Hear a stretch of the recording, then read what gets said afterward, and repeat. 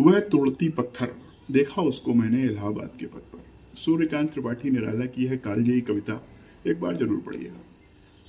बहुत ही मार्मिक तरीके से एक महिला मजदूर की व्यथा को उन्होंने चित्रित किया है। आप पढ़ेंगे तो हृदय पसीज जाएगा। 2 दिन पूर्व, 2 या 3 दिन पूर्व की बात है, यह कविता मूर्ति रूप से मेरी आंखों के सामने आ गई जब अपनी माँ के साथ घर के ठीक सामने एक महिला सब्जी विक्रेता से सब्जी लेने के लिए हम पहुंचे। माँ ने उस महिला सब्जी विक्रेता को देखा और देखते ही माँ ने उसको पहचान लिया। उसने भी माँ को देखते ही पहचान लिया। कई वर्ष पूर्व अपनी माँ के साथ वह महिला हमारे मोहल्ले के कई घरों में घर के कार्य करने के लिए आती थी।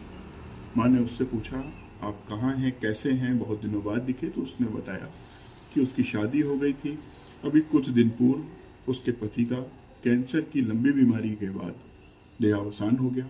अब उसके 2 बच्चों की जिम्मेदारी उस महिला के ऊपर आन पड़ी है और उन बच्चों के जीविकोपार्जन और अध्ययन अध्यापन के कार्य के लिए साधारण दिनों में वह 2 से 3 घरों में सुबह घर के कार्य करती है और शाम को सब्जी का ठेला लेके सब्जी बेचती है।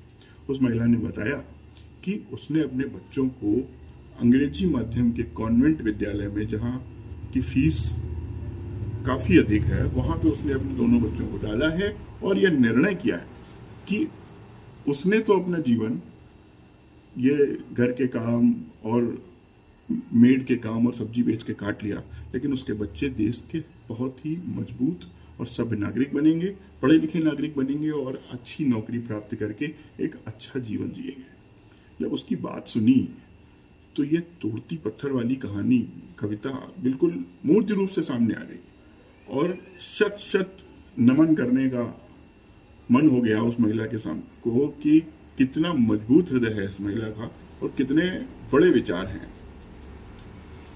पर उसकी बात सुन के मन में जो एक टीस सी आई, एक बात ही आई, जिसको लेके मैं ये वीडियो बना रहा हूं कि क्या मजबूरी है कि कोरोना में भी एक महिला अपने घर से बाहर निकल रही है। क्या मजबूरी है कि बहुत सारे ऐसे लोग बाहर निकल रहे हैं। क्या सिर्फ फीस के लिए है? और यदि फीस के लिए निकल रहे हैं तो मैं इस वीडियो के माध्यम से उत्तर प्रदेश की राज्य सरकार और केंद्र सरकार दोनों से करबद्ध निवेदन करूंगा कि प्लीज, बहुत सारे लाखों ऐसे अभिभावक हैं जो इस 2-3 महीने की बंदी में बहुत आर्थिक रूप से कमजोर हो गए। फीस दे पाना उनके बस की बात नहीं है और ऐसे में ये जो विद्यालय हैं 10 से 15% फीस बढ़ाने की बात कर रहे हैं, ऑल्दो रिक्वेस्टिव मोड में ही फीस मांग रहे हैं, पर मांग तो रहे हैं। और एक सभ्य व्यक्ति से जब भी कोई मांगने की बात आती है तो वह डर जाता है। तो राज्य सरकार और केंद्र सरकार से मेरा निवेदन है कि अभिभावकों के ऊपर आए हुए इस डर को दूर करने का कुछ प्रयास करें। कोई ऐसा एक बीच का रास्ता निकाल लें जिससे विद्यालयों का भी नुकसान ना हो और अभिभावकों की समस्याएं भी सॉल्व हो जाए। दूसरी बात मेरे दोस्तों, इस देश में हम लोग जब क्रॉसिंग्स पे, मंदिर के सामने ऐसे लोगों को देखते हैं जो भिक्षाटन के द्वारा अपना जीवन यापन कर रहे हैं, भिक्षा मांग के अपना जीवन यापन कर रहे हैं। ऐसे लोगों को भी देखते हैं जिन्होंने स्वयं तो भिक्षा मांग ही रहे हैं, उन्होंने अपने बच्चों को भी साथ में लगा रखा है भिक्षाटन के लिए। ऐसे लोगों को देखते हैं तो करुणा आती है, मन में आता है कि ये लोग कोई यदि शरीर से बिल्कुल ठीक हैं तो कोई ना कोई कार्य क्यों नहीं कर लेते हैं। लेकिन उसके बाद हम लोगों को यह विचार नहीं आता कि देश में इन भिक्षाटन से जीवन यापन करने वाले लोगों से भी कई गुना ज़्यादा ऐसे लोग हैं जो बहुत आंतरिक रूप से बहुत मजबूत है। यद्यपि उनकी जेब में पैसे नहीं है, लेकिन वो हाथ फैलाकर किसी से मांगना पसंद नहीं करते, वह व्यापार करना पसंद करते हैं। बहुत छोटी पूंजी 2000, 5000, 8000, 10,000 रुपए लेकर के ये छोटे छोटे व्यापार स्टार्ट करते हैं। आपने घर के पास में देखा होगा, कोई सब्जी बेच रहा है, कोई अंडे का ठेला लगा के ऑमलेट बना रहा है, कोई भेलपूड़ी बेच रहा है, कोई चाट पकौड़े की दुकान लगाए हुए है। इनकी टोटल पूंजी आप देखिए क्या है। ऐसे लोग हैं जो आत्मसम्मान को तरजीह देते हैं और आत्मसम्मान से जीवन जीने की राह को चुनते हैं। हमारे जैसे लोगों को जो समझ सकते हैं इनकी पीड़ा को, याद रखना चाहिए कि ये हमारा ही इंतजार कर रहे हैं। अगर हम लोग सारी चीजें ग्रोफर्स या बिग बास्केट से मंगाने लग जाएंगे तो कैसे वो महिला अपने बच्चों की फीस इकट्ठा कर पाएंगी?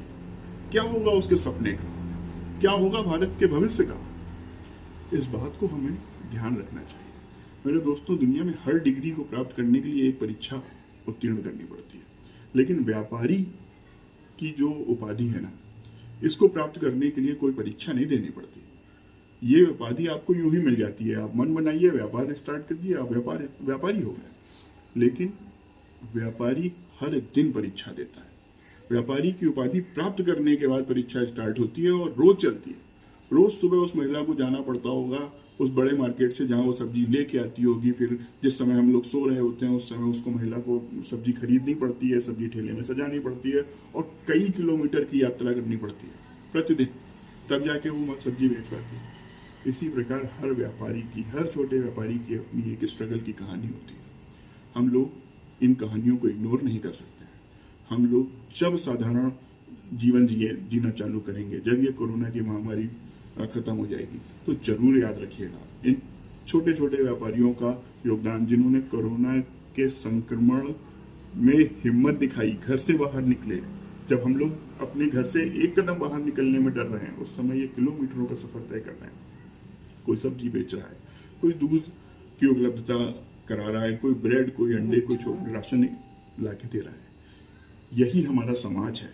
और आज हमने एक चीज तो सीख ली है कि कठिन समय में समाज ही समाज के काम आता है। बाहर से आने वाले मुनाफाखोर काम नहीं आते। हमें ये बात भूलनी नहीं होगी जब हम इस कोरोना की महामारी को जीत जाएंगे। ध्यान रखिएगा दोस्तों, समाज ही समाज के काम आता है, मुनाफाखोर नहीं आते। इन्हीं शब्दों के साथ मैं अपनी वाणी को विराम देता हूँ। बहुत बहुत धन्यवाद। जय हिंद, जय भारत।